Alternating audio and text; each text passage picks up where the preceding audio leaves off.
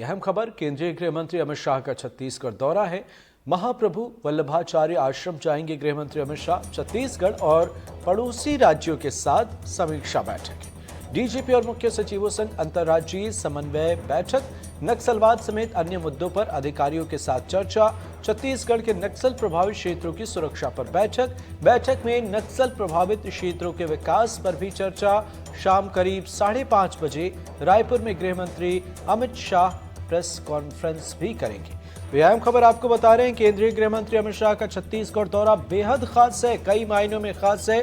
सबसे पहले महाप्रभु वल्लभाचार्य आश्रम गृह मंत्री जाएंगे। छत्तीसगढ़ और पड़ोसी राज्यों के साथ समीक्षा बैठक है, तो ये बेहद खास है। डीजीपी और मुख्य सचिवों के साथ अंतर्राज्यीय समन्वय बैठक में हिस्सा लेंगे। नक्सलवाद समेत अन्य मुद्दों पर अधिकारियों के साथ चर्चा करेंगे। छत्तीसगढ़ के नक्सल प्रभावित क्षेत्रों की सुरक्षा पर भी बैठक है। बैठक में नक्सल प्रभावित क्षेत्रों के विस्तार पर भी चर्चा होगी और उसके साथ करीब शाम के 5:30 बजे रायपुर में गृह मंत्री अमित शाह प्रेस कॉन्फ्रेंस करने वाले हैं। सहयोगी जुल्फिकार अली हमारे साथ जुड़ गए हैं। बताएं क्या है अपडेट गृह मंत्री अमित शाह के कार्यक्रम को लेकर। केंद्रीय गृह मंत्री अमित शाह कल रात छत्तीसगढ़ पहुंचे और जब छत्तीसगढ़ पहुंचे तो छत्तीसगढ़ के मुख्यमंत्री समेत दोनों उप मुख्यमंत्री मंत्रिमंडल के सदस्य और उसके साथ ही भारतीय जनता पार्टी के नेताओं ने उनका स्वागत किया। और उसके बाद अमित शाह एयरपोर्ट से सीधे मेफेयर होटल पहुंचे और आज के अगर कार्यक्रम की बात की जाए तो आज का कार्यक्रम उनका 10 बजे से कह सकते हैं कि शुरू होगा। 10 बजे वो एयरपोर्ट से मेफेयर होटल से निकलकर एयरपोर्ट जाएंगे। एयरपोर्ट से हेलीकॉप्टर के जरिए महाप्रभु वल्लभाचार्य जी का आश्रम है नवा गांव में, वहां पे जाएंगे। तो करीब 1.5 घंटे वहां पे रुकेंगे और 12 बजे फिर वापस हो जाएंगे और फिर 12 बजे के बाद जो है उनके जो शासकीय काम हैं वो होंगे।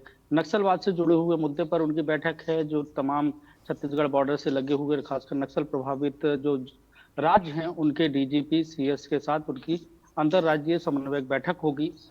और इसके अलावा अगर बात की जाए तो शाम को 5:30 बजे केंद्रीय गृह मंत्री अमित शाह की प्रेस कॉन्फ्रेंस होगी। मतलब आज दिन भर जो भी उनके शासकीय काम होंगे, जो डीजीपी के साथ बैठक है, छत्तीसगढ़ के अधिकारियों के साथ बैठक है, केंद्र से आए हुए सुरक्षा से जुड़े हुए जो पैरामिलिट्री फोर्सेस और अदर फोर्सेस के जो अधिकारी हों उनके साथ बैठक के बाद 5:30 बजे वो ब्रीफ करेंगे।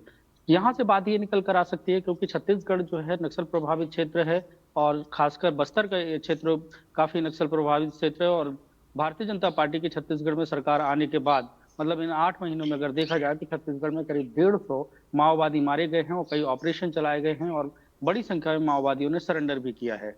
तो केंद्रीय गृह मंत्री अमित शाह जब चुनाव विधानसभा का चल रहा था उस समय छत्तीसगढ़ दौरे पर था, तब उन्होंने दावा किया था कि बहुत जल्द ही छत्तीसगढ़ से नक्सलवाद खत्म हो जाएगा।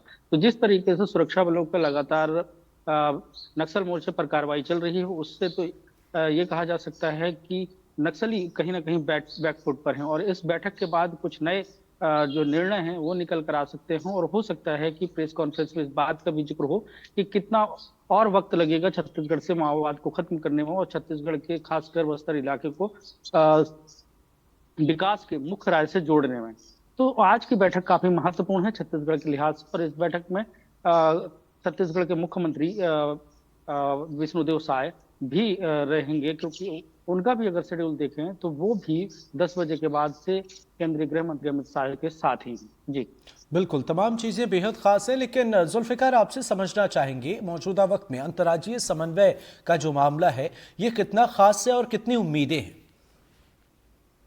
मौजूदा समय की बात करें या पहले ही बात करें, क्योंकि अंतर्राज्यीय जो समन्वय की बात है वो लगातार उसकी बैठकें होती रहती हैं और उसका रिव्यू होता है, समीक्षा की जाती है कि बीते पिछले अगर बैठक के पहले 6 महीने पहले या 3 महीने पहले जो बैठकें होती हैं उन बैठकों में जो निर्णय लिए गए उस पर कितना अमल किया गया और एक दूसरे के जो राज्य हैं उनकी जो बॉर्डर एक दूसरे से कनेक्ट होती है। क्योंकि अक्सर ये पहले खासकर ज्यादा दिक्कत आती थी कि तेलंगाना में वारदात करने के बाद जो माओवादी हैं वो छत्तीसगढ़ की बॉर्डर क्रॉस करके छत्तीसगढ़ में आ जाते थे, फिर उस छत्तीसगढ़ से वारदात करने के बाद उड़ीसा निकल जाते हैं।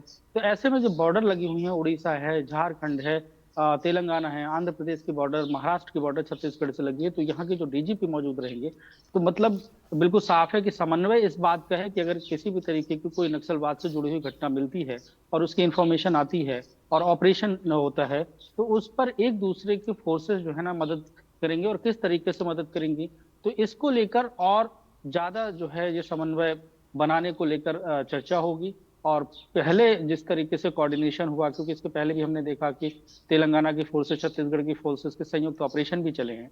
तो अगर इनके संयुक्त ऑपरेशन चलेंगे तो ऐसे में माओवाद को बैकफुट में जाना लाजमी हो जाता है। मतलब उनके लिए छत्तीसगढ़ भी हो चाहे जैसे तेलंगाना में है, क्योंकि फायरिंग करते करते बहुत बार ऐसा हुआ कि माओवादी छत्तीसगढ़ की बॉर्डर क्रॉस करके तेलंगाना पहुंच गए या महाराष्ट्र पहुंच गए। तो ये समन्वय काफी इंपॉर्टेंट है और केंद्रीय गृह मंत्री की मौजूदगी में होगा तो इसके आने वाले समय में उम्मीद जताई जाती है कि इसके दूरगामी परिणाम बेहतर निकल कर आएंगे। बिल्कुल, आपने ठीक कहा और उम्मीद करते हैं सारी चीज़ें बेहतर हो। बहुत बहुत शुक्रिया। नज़र बनाए रखें आप, आगे भी आपसे अपडेट लेंगे। फिलहाल बहुत बहुत शुक्रिया।